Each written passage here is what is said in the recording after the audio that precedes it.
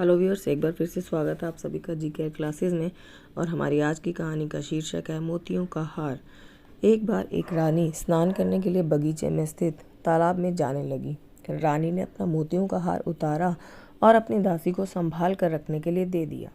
उस तालाब के पास एक पेड़ था जिस पर कुछ बंदर रहते थे। एक बंदरिया यह सब बहुत ध्यान से देख रही थी। जब बंदरिया ने देखा कि रानी स्नान करने के लिए चली गई और दासी बैठे बैठे सो गई, तब उसने चुपके से हार को उठाकर पेड़ की खोल में छिपा दिया। जब दासी की नींद खुली तो उसने देखा कि हार वहाँ नहीं है। वह डर गई और ज़ोर ज़ोर से चिल्लाने लगी, हार खो गया, हार खो गया। सभी सैनिक वहाँ इकट्ठे हो गए और अन्य दासियों के साथ मिलकर हार ढूंढने लगे, पर हार नहीं मिला। राजा ने सभी सिपाहियों को आज्ञा दी, शीघ्र ही चोर का पता लगाया जाए। सिपाही हार और चोर को ढूंढने के लिए आसपास के सभी गांव हर व्यक्ति से हार के बारे में पूछने लगे। इसी भागदौड़ में सिपाहियों ने एक मासूम आदमी को चोर समझ पकड़ लिया और उसे राजा के पास महल में ले गए। वहां पहुंचकर उस मासूम आदमी ने सोचा कि अगर मैं हाँ कर दूं तो यह शायद मुझे छोड़ देंगे, नहीं तो यह मुझे मार देंगे। राजा ने पूछा, हार तुमने चुराया है? मासूम आदमी बोला, जी महाराज। राजा ने पूछा, अब हार कहाँ है? मार से बचने के लिए मासूम आदमी ने झूठ बोला कि उसने हार व्यापारी को दे दिया है। राजा ने व्यापारी को दरबार में बुलाया और पूछा, तुमने इस आदमी से हार लिया? व्यापारी ने भी मार से बचने के लिए बोल दिया, जी महाराज। राजा ने पूछा, हार कहाँ है? व्यापारी ने कहा, मैंने पुरोहित को दे दिया। राजा ने पुरोहित को बुलवाया।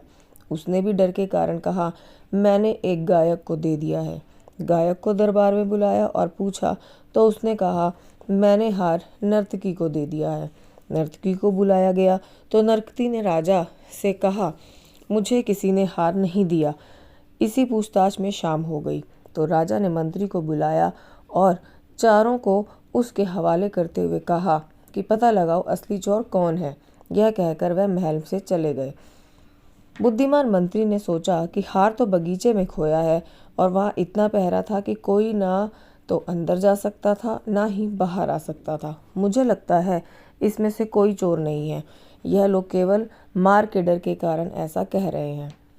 उसने सोचा, बगीचे में बहुत सारे बंदर हैं, हो सकता है किसी बंदर ने हार ले लिया हो। अगले दिन मंत्री ने लाल रंग की नकली मोतियों के बहुत सारी मालाएं बगीचे में इधर उधर फेंक दी और छिप कर बैठ गया।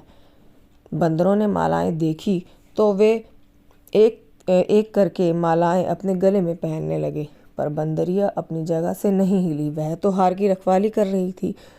जब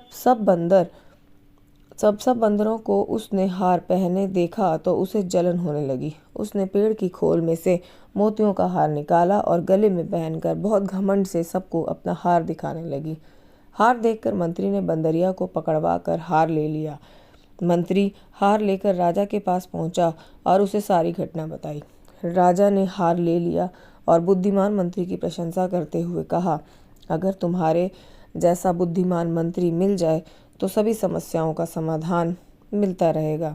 आशा है आपको ये कहानी पसंद आई होगी। Thank you everyone for watching.